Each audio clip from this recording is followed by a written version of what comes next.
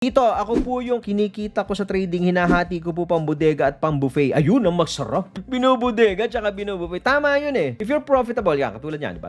Either mag-sideline ka, kaya mag-aral ka mag-trade. Ako yan ang advocacy ko, no? Maraming Pilipino na matuto mag-trade. You know why? Based on statistics to ha, only 10% lang ang nagiging successful sa trading. Almost 90% nagfe-fail sa trading.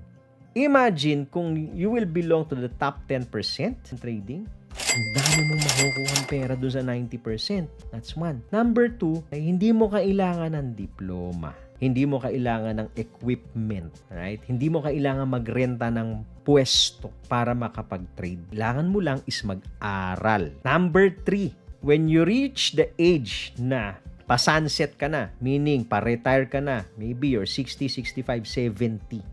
As long as kaya mong bumasa ng chart, meron kang sistema sa trading, pwede ka pa rin mag-trade. Pwede ka pa rin kumita ng pera. Kung pambili lang ng maintenance mo, and you reach the age ng 60, 65, di mo po problemahin kung marunong ka mag-trade. Kasi ikaw yan.